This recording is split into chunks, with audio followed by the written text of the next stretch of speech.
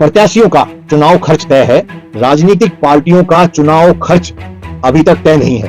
राजनीतिक पार्टी असीमित खर्च कर सकती हैं और सब ये चाहते हैं कि राजनीतिक पार्टियों का खर्च निश्चित ना किया जाए। ये एक देसी कहावत है कि गुड़ तो खा रहे हैं लेकिन गुलगुले से परहेज कर रहे हैं। नियम बनाने की सख्त आवश्यकता है, लेकिन इस पर कोई राजनीतिक पार्टी बोलने के लिए तैयार नहीं है।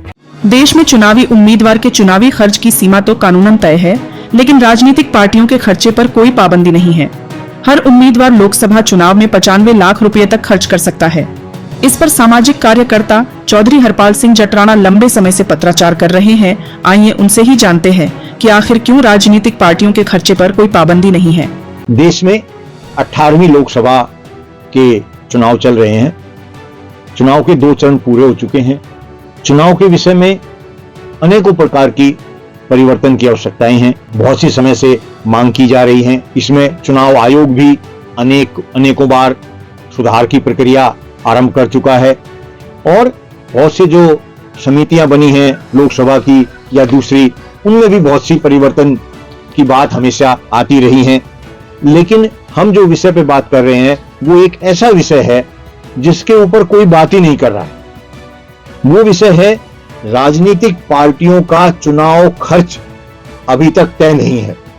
ये सत्य है, राजनीतिक प्रत्याशियों का चुनाव खर्च तय है। वो खर्च भी 3 प्रकार से तय किया गया है। इसमें एक प्रकार है 95 लाख रुपए एक संसदीय क्षेत्र में। जो बड़े राज्य हैं, ऐसे 10, 12, 15 राज्य हैं जिनके लोकसभा के प्रत्याशी का खर्च 95 लाख रुपए है। दूसरी तरफ इनके विधानसभा की अगर हम बात करें तो उसमें 40 लाख रुपए विधानसभा एमएलए का जो चुनाव होता है उसका है। और इसमें जो दूसरे विधानसभा हैं, जैसे हम बात करें अरुणाचल प्रदेश की, तो अरुणाचल प्रदेश में 95 की बजाय 75 लाख रुपए खर्च निर्धारित किया गया है लोकसभा का और 28 लाख रुपए किया गया है विधानसभा का। तो ये फर्क जो है वो तीनों का फर्क अलग अलग है। इसमें जो मुख्य बात है वो ये है, इसके अलावा जो राजनीतिक पार्टियों का खर्च है वो अभी तक तय नहीं है। राजनीतिक पार्टी असीमित खर्च कर सकती हैं। इस विषय पर अभी तक किसी राजनीतिक पार्टी में कोई चर्चा नहीं हुई है। कहते हैं सभी राजनीतिक पार्टी की जो करनी और कथनी है वो सामने आ रही है कि वो कहते हैं कि हम ईमानदारी से चुनाव लड़ेंगे, हम कम पैसा खर्च करेंगे, लेकिन वो कर इसके विपरीत रहे हैं और सब ये चाहते हैं कि राजनीतिक पार्टियों का खर्च निश्चित ना किया जाए। राजनीतिक पार्टियों के लिए एक सीट और एक वोट की कीमत होती है और यही वोट अपने पाले में लाने की जद्दोजहद में वो पानी की तरह पैसा बहाती है, अपने स्टार प्रचारकों को मैदान में उतारती है।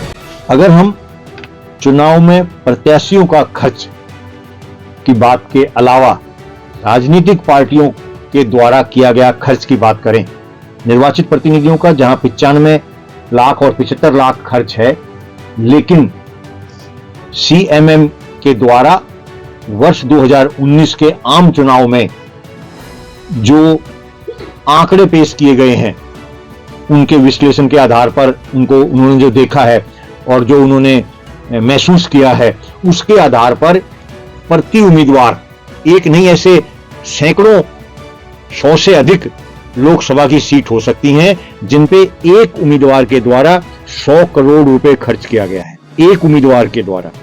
ये सीधा जनता से जुड़ा हुआ विषय है, लेकिन ये असर उन्हीं के ऊपर पड़ता है, इसका प्रभाव उन्हीं के ऊपर पड़ता है। दरअसल चुनाव में एक दिन में कई रैलियां, रोड शो किए जाते हैं।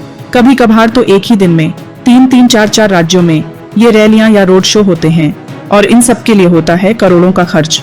ये खर्च करती हैं राजनीतिक पार्टियां। जिस उम्मीदवार के समर्थन में ये स्टार प्रचारक रैलियां या रोड शो करते हैं उनके खर्च में इसे नहीं जोड़ा जाता।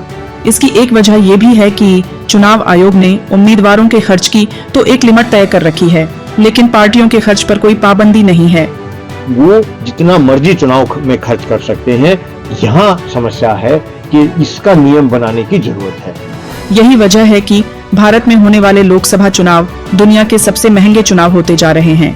बीते आम चुनावों में जितना खर्च हुआ है वो कई देशों की जीडीपी के बराबर है। सेंटर फॉर मीडिया स्टडीज का अनुमान है कि इस बार आम चुनाव में 1 लाख करोड़ रुपए से अधिक खर्च होने का अनुमान है। अगर ऐसा होता है तो ये दुनिया का अब तक का सबसे महंगा चुनाव होगा। इसमें कहावत ये बिल्कुल सही बैठती है कि गुड़ खाएं और गुलगुले से परहेज, ये एक देसी कहावत है, ये सिर्फ दिखावा है। इसमें जो बहुत बड़ी समस्या है वो ये है कि जब तक राजनीतिक पार्टियों के खर्च पर पाबंदी नहीं लगती है, ये खर्च बढ़ता ही रहेगा। सीएमएस बता रहा है कि ऐसे अनेकों लोकसभा क्षेत्र हैं जिसका एक पार्टी का एक प्रत्याशी 100 करोड़ रुपए खर्च कर रहा है। ये किसी तरीके से भी चुनाव जीता जाए, कितना ही खर्च किया जाए, किसी भी नियम कायदे कानून का पालन कोई भी राजनीतिक पार्टी चुनाव में आमतौर से नहीं करती है। सिर्फ उनका मकसद होता है कि चुनाव जीतना। वो किसी भी हद तक जाके चुनाव जीतती हैं, और जब कानूनी ना हो, पैसे की सीमा निश्चित ही ना हो, तो कोई भी राजनीतिक पार्टी कितना ही खर्च करे, उसके ऊपर किसी प्रकार से बंदिश कैसे लगाई जा सकती है। अक्सर देखा गया है कि चुनाव के वक्त कई नेता जनता को बरगलाने के लिए झूठे वादे और गैर जिम्मेदाराना काम कर जाते हैं, जिसके झांसे में जनता आ जाती है, जिसका लाभ नेताओं को मिल जाता है। वर्ष 2014 में सिरसपुर मेट्रो का फर्जी शिलान्यास उस वक्त के सांसद उदित राज के द्वारा किया गया। 14 से लेकर 19 तक मैं महामहिम राष्ट्रपति महोदय, प्रधानमंत्री, गृह मंत्रालय 80 पत्र मैंने लिखे कि ये झूठा शिलान्यास किया गया है। मेट्रो ने भी मुझे लिख के दिया कि ये जो शिलान्यास है, मेट्रो के द्वारा कोई शिलान्यास नहीं किया गया है। लेकिन कोई कार्रवाई सरकार के द्वारा, भारत सरकार के द्वारा नहीं की गई। सबने कहा कि हमारे ही संबंधित नहीं है, इस पे हम कुछ नहीं कर सकते हैं। आखिर में मैं 2019 में लोका आयुक्त में गया। लोका आयुक्त ने भी बड़ा ही आश्चर्यचकित जवाब दिया, जिसमें कहा कि ये हमारे क्षेत्र अधिकार में ही नहीं आता है। लोकायुक्त की नियुक्ति राजनीतिक व्यक्तियों के खिलाफ मिलने वाली शिकायतों पर करने के लिए की गई थी। लोकायुक्त के अध्यक्ष सहित 9 माननीय जो सदस्य थे, 8 और अध्यक्ष के समेत सबने लिख के दिया कि ये लोकायुक्त के अधिकार क्षेत्र में ही नहीं आता है।